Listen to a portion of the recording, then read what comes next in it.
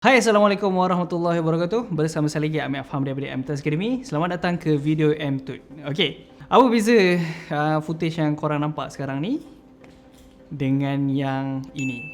Yang ni tak ada cookie, yang ni ada cookie. So hari ni kita akan buat cookies.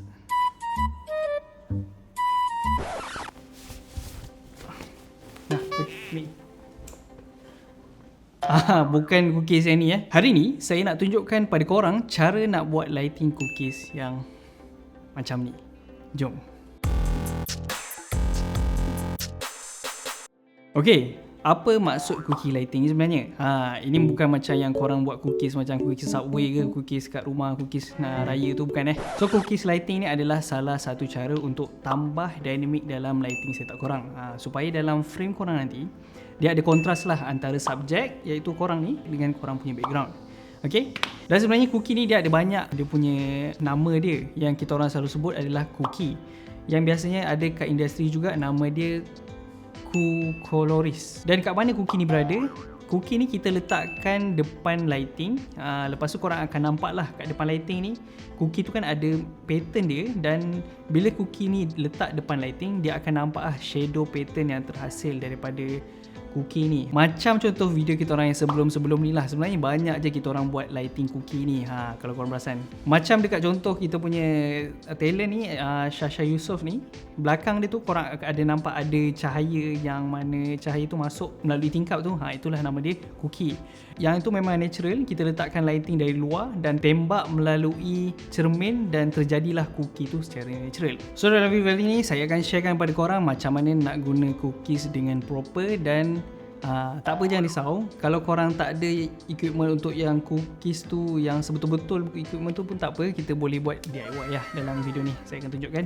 Okay, so sekarang ni kita nak buat method yang pertama iaitu kita gunakan proper equipment. Sebenarnya kita orang sendiri pun tak ada proper yang coloris tu lah, yang cookie tu. Tapi kita orang buat sendiri dengan gunakan besi yang petak ni, besi petak ni. And then kita letakkan setiap ni gaffer tape lah. Okay. So korang nak tahu macam mana dia punya hasil ni, jom kita pasangkan. Okay, untuk setup kita punya tempat ni, kita nak buat ala-ala macam ni. Ni ruang tamu lah. Okay, ruang tamu, and then kita ada satu subjek kat sini. Satu subjek kat sini macam korang tengok dekat footage yang sebenar ni kat sini. And then setup lighting kita gunakan Forza 500. Yang ni sebenarnya dia agak overkill lah untuk situasi yang control environment. Yang mana control environment ni maksud dia korang boleh kawal lighting yang ada dekat sini. Okay? Semua lighting ni adalah lighting yang artificial lah, bukan lighting yang natural macam sunlight. Okay? Kita gunakan lighting sini satu, kita guna lighting practical ada kat dalam. Lighting ni kita gunakan color gel. So kalau korang nak tahu macam mana nak guna color gel semua, korang boleh tengok video MTut yang lagi satu. Okay, sekarang ni kita nak mount kita punya cookie dekat C-stand dan kita letakkan cookie kita ni dekat hadapan dengan korang punya lampu lah. Okay, so bila korang tengok kat footage sebenar kita, korang akan nampak ada garisan-garisan tu. Itulah. So dia akan menambah depth lah. Dan kita gunakan color orange ni, kita nak buat macam ala-ala petang macam tu lah. Contoh ni lah, kalau cookies korang tu tak berapa nak nampak, maybe jarak antara lighting dengan cookies tu terlampau dekat. Okay, contoh macam saya tunjukkan contoh macam ni Kalau kita dekatkan jarak antara cookie dengan lighting, korang akan nampak yang mana cookie yang terhasil dekat korang punya footage tu akan lagi soft.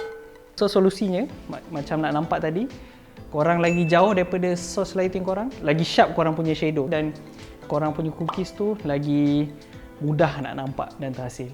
Ayah boleh lah, ayah ada nak keluar, nak malam-malam aja.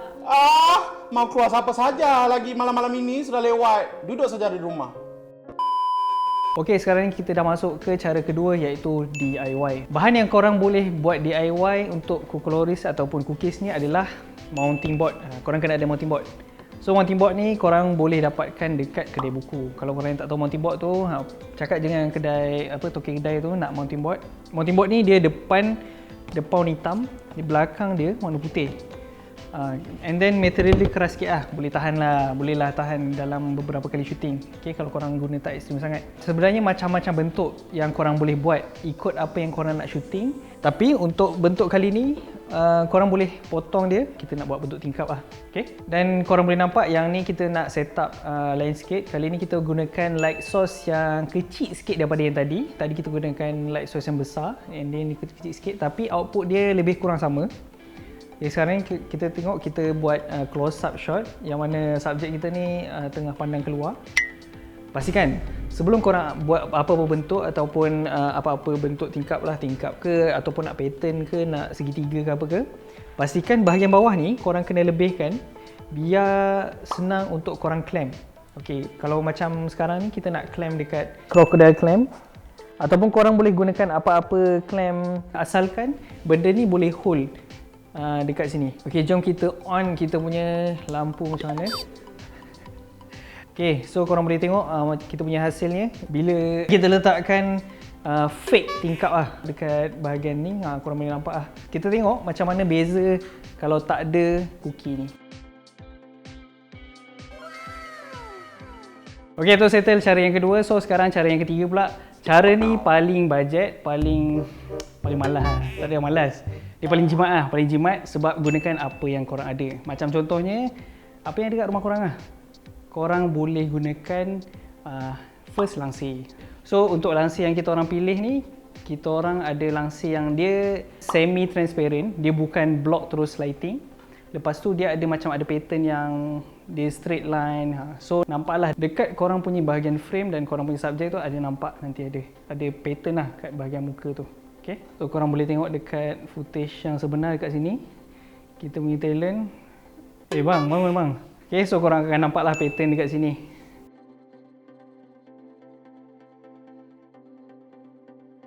Okay, so sekarang ni ada lagi satu benda yang korang boleh gunakan juga untuk sebagai cookie, iaitu kita boleh gunakan window spline. Kita gunakan benda-benda yang common lah, ataupun benda-benda yang biasa ada dekat sekeliling kita. Macam kat ruang tamu korang ada apa?